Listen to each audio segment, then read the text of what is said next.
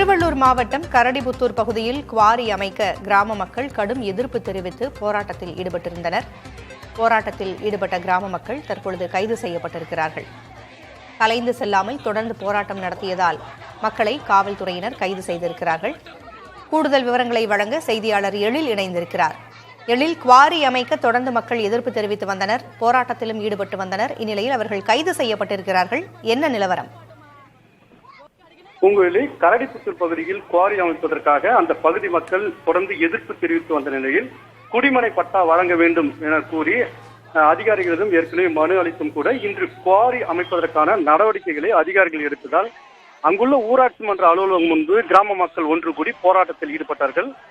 அவர்களிடம் காவல்துறையினர் பேச்சுவார்த்தை நடத்தியும் கூட உடன்பாடு எட்டப்படாத நிலையில் இந்த குவாரி தொடங்கி இருக்கிறது என்ற தகவலை அடுத்து அவர்கள் அந்த போராட்டத்தை தொடர்ந்து கொண்டிருந்த நிலையில் திடீரென காவல்துறையினர் அவர்களை கைது செய்ய முற்பட்டார்கள். அப்போது இரு தரப்பிற்கும் தள்ளுமுள்ளு ஏற்பட்டது, வாக்குவாதம் முற்றி தள்ளுமுள்ளு ஏற்பட்டது.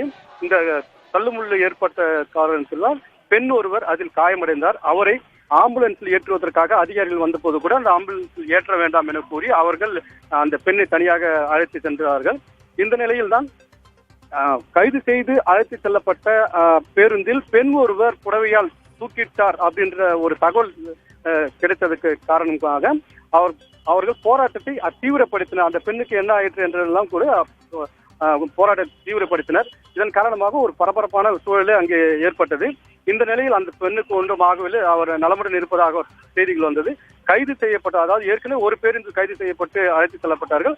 மற்ற பேருந்துகளில் கைது செய்து ஏற்றியவர்களை கீழே இறக்கிவிட்டனர்.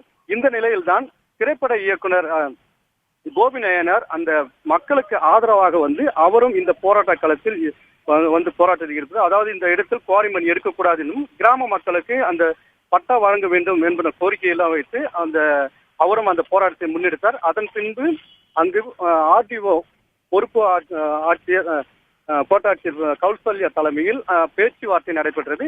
அப்போது இங்கே இந்த குடிமனை வழங்க வேண்டும், ஏற்கனவே இங்கே மண் எடுக்கக்கூடாது, இந்த குடிமனை வழங்க வேண்டும் என்பது உள்ளிட்ட கருத்துக்களை எல்லாம் அந்த கிராம மக்கள் அவர்கள் முன்வைத்தார்கள்.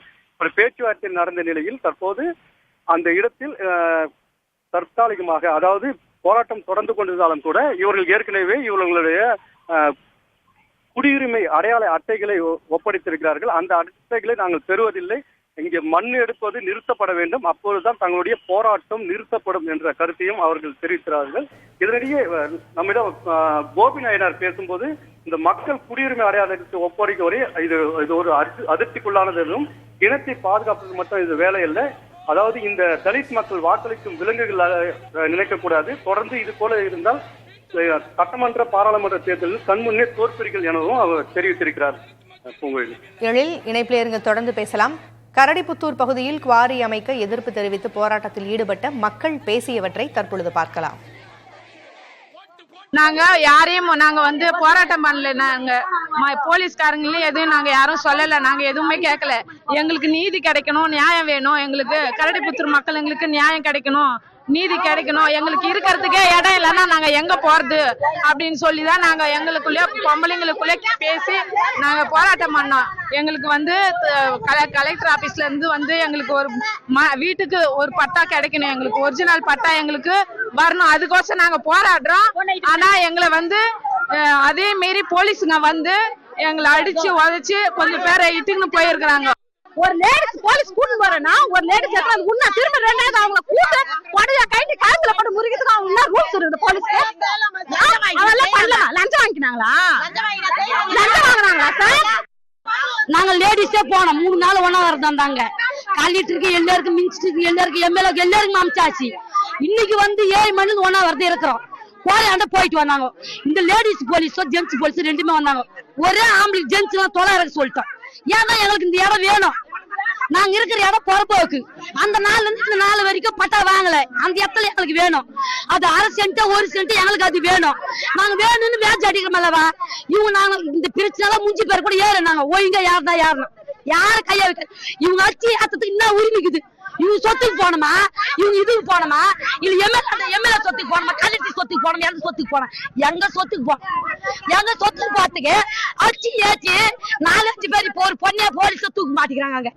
லேடிஸ் ஜென்ஸ் போலீஸ் 5 குழந்தை அவளுக்கு என்ன பதில் சொல்றது? இந்த பொம்பளை சொல்லிட்டானே ஓட்டு கேக்குறாங்க. இனிமே யார் ஓட்டு கேட்டு வருவாங்க? அரசு நிலத்துல இந்த பகுதியை சேர்ந்த தலித் மக்கள் வந்து வீட்டு மனை கேட்டு போராடிட்டு இருக்கிறாங்க. இது ரொம்ப நாளா அரசு கிட்ட கோரிக்கைகளாக வச்சிருக்கிறாங்க. ஆனா அரசு வந்து அதை சம்பந்தமா எந்த விதமான கவனமும் செலுத்தலை. அவங்களுக்கு ஒரு வீட்டு மனை கொடுக்கணுன்றதுக்கான எந்த கவனத்துக்கும் அது வரல. ஆனா மாறாக என்ன பண்ணுறானாக்கா, அங்க அரசு வந்து வேலை திட்டத்துக்கான மண் எடுக்கிறதுக்கான ஒரு வேலை செய்யுது. அப்போ இந்த மக்கள் என்ன கேட்குறாங்கனாக்கா, இந்த நிலத்தில் இருக்கிற மண்ணு நீங்க எடுத்துட்டீங்கன்னா எதிர்காலத்தில் நாங்கள் இந்த பகுதியில் வந்து வீட்டு மனைகள் கட்ட முடியாது, வாழ முடியாது, அதனால இந்த இடத்துல வந்து நீங்க வந்து மண் எடுக்கக்கூடாதுன்னு சொல்றாங்க. அப்போ அரசு நிலங்களுக்கு வேலை திட்டங்களுக்கான நாங்கள் எடுக்கிற மண்ணை நீங்கள் வந்து தடுத்தீங்கன்னாக்கா இது அரசுக்கு எதிரானது இல்லையான்னு கேட்குறாங்க. நாங்கள் என்ன கேட்குறோன்னா, மக்களுடைய உரிமைகளை வந்து நீங்கள் செவி சேர்க்காத போது அப்போ நீங்கள் மக்களுக்கு எதிரான அரசா இல்லையா?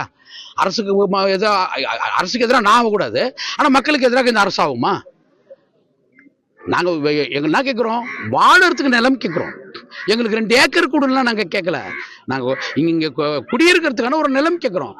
அப்போ என்ன கேட்குறாங்கன்னா, இங்கே இருக்கிற ஒரு தற்காலிகமாக இருக்கிற இப்போ இன்சார்ஜாக இருக்கிற ஆர்டிஓ என்ன கேட்குறோம், உனக்கு பட்டா வேணுமா, உனக்கு வந்து நிலம் வேணுமா, மண் எடுக்கக்கூடாது அப்படின்னு கேட்டாங்க. நாங்கள் என்ன சொன்னோன்னா, எனக்கு பட்டா வேணும், அந்த பட்டா நீங்கள் கொடுக்கறதுக்கான நிலம் இருந்தால் தானே எங்களுக்கு பட்டா கொடுக்க முடியும், அதனால நீங்கள் மண் எடுக்கக்கூடாது அப்படின்னு நாங்கள் சொல்கிறோம்.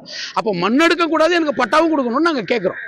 அப்போ நீங்கள் வந்து இந்த அரசுடைய வேலை திட்டங்களுக்கு எதிராக நாங்கள் என்ன சொல்கிறோம், இங்கே நிறைய இடங்கள் இருக்குது, அங்கே போய் நீங்கள் மண் எடுக்கணும்னு நாங்கள் சொல்கிறோம். நாங்கள் தடுக்கலை, நாங்கள் இந்த அரசுக்கு எதிரானவர்கள் கிடையாது, நாங்கள் தடுக்கலை. அப்போ இவங்க என்ன பண்ணுறாங்கன்னா, கைது பண்ணுறாங்க மக்களை, போராடுற அந்த மக்களை கைது பண்ணுறாங்க.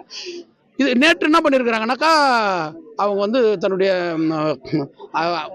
குடும்ப அட்டை இதெல்லாம் திருப்பி கொடுத்து வந்து நாங்கள் இந்த நாட்டிலேருந்து நாங்கள் ஒரு பிரஜையாகவே இருக்கிறதுக்கு நாங்கள் தயாராக இல்லை அப்படின்னு சொல்லும் பொழுது ஒரு அரசு என்ன பண்ணோன்னாக்கா, ஒரு அதிர்ச்சிக்குள்ளாகணும். ஆனால் ஒரு மக்கள் தன்னுடைய ரேஷன் கார்டை திருப்பி கொடுக்கறதுக்கு தயாராகிட்டானாக்கா அது என்னன்னு முதல்ல கேள் அப்படின்னு வந்து எங்களை வந்து பார்த்துருக்கணும். அப்படி பார்த்துருந்தால் அது மக்களுக்கான அரசு. ஆனால் நீ எதனா திருப்பி கொடுத்துட்டு போ, நீ வாழறதுக்கு விரும்பலையா, இந்த நிலத்தை விட்டு கூட வெளியேறு, எங்களுக்கு அதை பற்றியெல்லாம் கவலை கிடையாது. எங்களுக்கு வந்து ரோடு போகிறதுக்கு மண் எடுக்கணும், அந்த இடத்த நாங்கள் எங்கனாலும் எடுப்போம் அப்படின்றது இல்லை. அப்படி இல்லை. ஒரு கிராமம் என்பது அந்த கிராமத்தில் வாழுகிற மக்களுடைய உரிமை. நீங்கள் ஒரு தேசத்தை பற்றி பேசுகிறீங்கல்ல, ஒரு நாட்டில் அந்த மொழி பேசுகின்ற மக்களுக்கு உரிமை இருக்குதுன்னாக்கா அதே உரிமை தான் கிராமத்தில் இருக்கிற மக்களுக்கு உரிமை இருக்குது. ஒரு இனத்தை பாதுகாக்கிறது மட்டும் நம்ம வேலை இல்லை, அந்த இனத்தினுடைய வளங்களையும் பாதுகாக்கிறது நம்மளுடைய வேலை. இந்த அரசு பெரியாரை பற்றி பேசுது. அப்போது ஒரு பெரியாரை பற்றி பேசுகின்ற நீங்கள் ஒரு ஜனநாயகத்தை பற்றி பாதுகாக்கிற ஒரு அமைப்பாக இருப்பீர்கள் என்ற நம்பிக்கையில் தான் உங்களுக்கு நாங்கள் வாக்களித்தோம். ஆனால் வாக்களித்த எங்களுக்கு யாருமே வந்து எங்களுடைய போராட்டத்தை வந்து பத்திரிகையாளர் நீங்கள் மட்டும் தான் வந்திருக்கிறீங்களா ஒழிய எங்களை யாருமே கேட்கல. ஏன் எங்களை வந்து பார்க்கல தான் எங்களை வந்து மிரட்டுறாங்களே ஒழிய எங்களை அவங்க கன்சிடர் பண்ணவே இல்லை, ஒரு மனிதர்களாக நினைக்கலன்றது வேதனையாக இருக்குது. அதனால தான் நாங்கள் சொல்கிறோம், குறைஞ்சபட்சம் எங்களை முதல்ல மக்களாக மதிக்க இந்த அரசு கற்றுக்குங்க அப்படின்னு நாங்கள் கேட்குறோம். தலித் மக்கள் வாக்களிக்கிறதுக்கான விலங்குகள் நீங்கள் நினைக்காதீங்க. ஆனால் நாங்கள் இந்த மாதிரி தொடர்ந்து நீங்கள் செய்தீங்கன்னா நாங்கள் உங்களை தோற்கடிப்போம். ஏன்னா ஜனநாயகத்தில் அப்படி ஒரு வாய்ப்பு இருக்குது. நீங்கள் எங்களுடைய வாக்கு பெற்றுட்டு நீங்கள் அதிகாரிகளாகி அரசியல் தலைமை பொறுப்புகளுக்கு வந்துட்டு எங்களை வந்து நீங்கள் முதலாளிகளோடு இணைந்து நீங்கள் எங்களை எதிர்க்கும் பொழுது எதிர்காலத்தில் ஜனநாயகம் என்ற பேரில் பாராளுமன்றம் சட்டமன்ற தேர்தல்கள் இருக்கிறது, அன்னைக்கு மக்கள் வந்து ரியாக்ட் பண்ணுவாங்க, அன்னைக்கு நீங்கள் தோற்பீங்க எங்கள் கண் எதிர்க்க. குவாரி அமைக்க பல்வேறு இடங்கள் பக்கத்திலேயே இருக்கின்ற சூழலில் மக்கள் வாழுகின்ற நிலத்தை குவாரி அமைக்க எதற்காக எடுக்க வேண்டும் என்று அங்கு இருக்கின்ற மக்கள் கேள்வி எழுப்பியிருக்கிறார்கள். மக்களை மக்களாக மதிக்க வேண்டும் என்றும் அந்த திரைப்பட இயக்குநர் கூறியதையும் கேட்க முடிந்தது. தகவல்களை வழங்கியமைக்கு நன்றி எழில்.